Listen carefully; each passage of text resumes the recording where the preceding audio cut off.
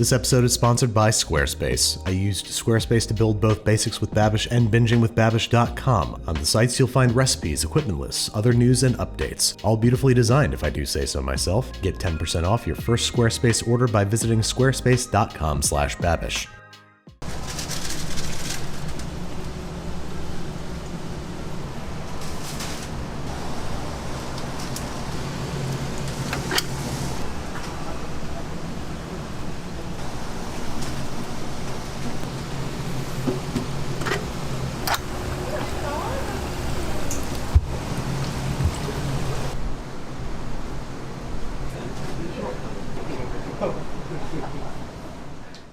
Hello there, welcome back to another episode of Anything with Alvin. This time we're going to be making the Korean cheese corn dogs that I watch all the time on the internet. Now these are a little bit different than American corn dogs. Instead of a liquid batter, they kind of use this yeasted batter that they twirl around, roll in panko and breadcrumbs, and have a little bit of sugar at the end. They're really popular and I've eaten them a few times, so I thought it'd be fun to come and make it from scratch. So to begin, I'm going to take some low moisture mozzarella blocks and just cut them into little sticks, about half of the size of a normal hot dog or so. Set those aside and work on the potatoes. Now the street vendors that sell this seem to use kind of like these little potato cubes that they eventually roll onto the hot dogs. I'm assuming they're cooked and a little bit dried, so we're going to take a couple of russet potatoes here and just cut them up in very tiny cubes. Once these are all nice and cubed up, they're going to go into a pot of boiling water for about 5 minutes or so, just until they're cooked through. They don't need to be fall apart or even tender, they just kind of need to not be raw. While those are cooking, we're going to go ahead and make the actual corn dog batter itself. This one is quite simple actually. 7 cups of flour, 2 tablespoons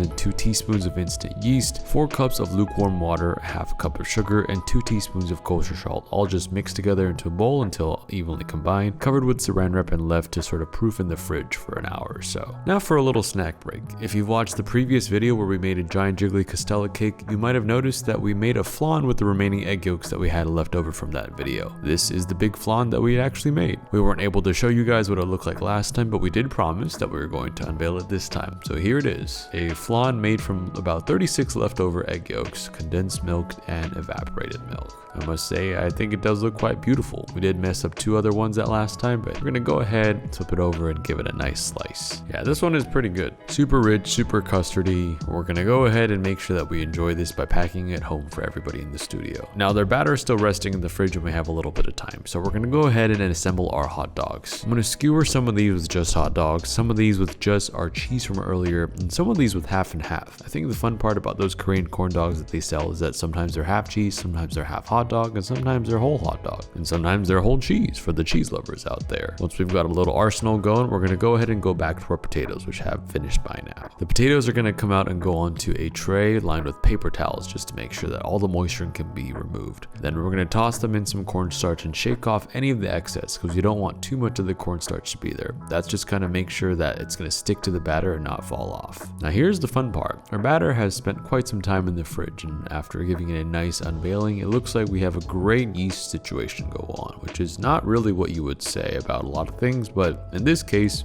it applies. There's a lot of great sticky gluten formation, which looks exactly like the way that the street vendors make the batter, so I'm pretty excited about this. We're going to take one of our sticks that is just a hot dog, sort of dip it into the batter by slapping it, and twirl it around. Now, this is actually a little bit tougher than it looks. There's some real pull and elasticity to the dough, like it really just wants to pull the hot dog down into itself, and I can't let it take it from me, so I gotta play tug of war. We're gonna roll around and coat the hot dog entirely in this really elastic batter. Then we're gonna go ahead and dip this in panko breadcrumbs, making sure to roll it so that it's evenly dipped on all sides. Give it a tap right at the tip. We're gonna go ahead and fry this at about 350 degrees for about 2 to 3 minutes until everything is brown. The best part about this is the way that the batter puffs up and gets all smooth. Now, it's kind of lumpy when it goes in, but I think the beauty of having a yeasted, airy batter is that it kind of just turns into this fried bread situation, which I think is really cool. Once this is golden brown on all sides, we're going to take this out, let it drain on some paper towels in a tray, and repeat this process with another one, slapping in the hot dog into the batter, playing a little bit of tug of war in a spiral pattern. But this time, we're going to go first into those potato chunks that we had blanched earlier. The goal here is to coat the potato chunks as evenly around this as possible, using just your hands just to make sure that they're all coated, and then dipping this and rolling this in panko breadcrumbs to fill in any of those gaps left behind, which I think is a really cool sealing process. There's a little bit of floating, so I'm just going to submerge it into the oil as best I can just to cook it more evenly, frying it until golden brown and draining it once more again on some paper towels. Now it kind of smells like French fries, which is pretty cool because it smells like both corn dogs and French fries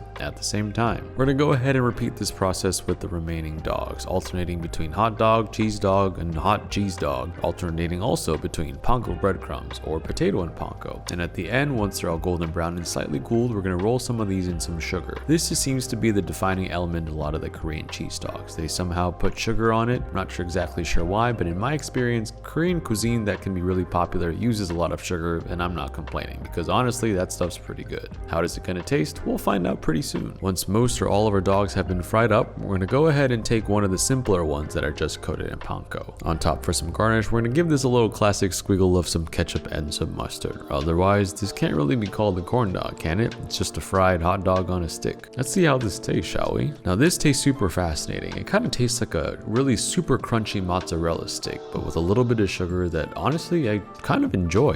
It makes it taste more fun. It's not weird. It's almost like more of a fair food situation. Okay, here's another one.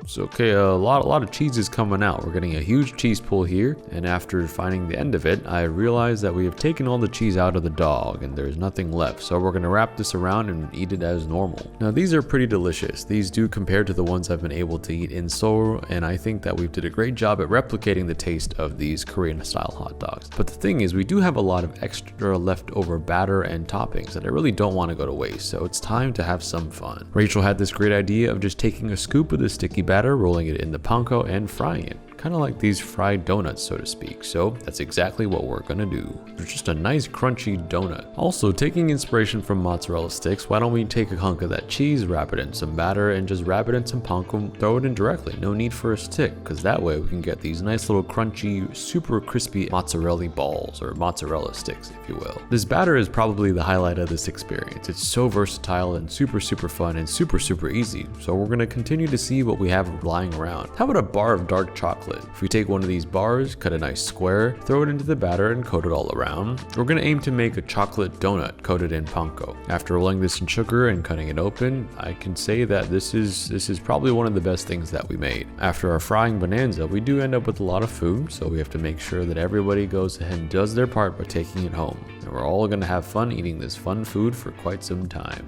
Thanks again to Squarespace for sponsoring today's episode. They've been a great partner in supporting the Babish culinary universe and bringing my websites to life. From websites to online stores to domains and analytics, Squarespace is the all-in-one platform for you to build your online presence. They also have SEO tools so that your site is getting found and searched by more people more often. If you want to try it for yourself, you can start your free trial today by visiting squarespace.com/babish to get 10% off your first purchase.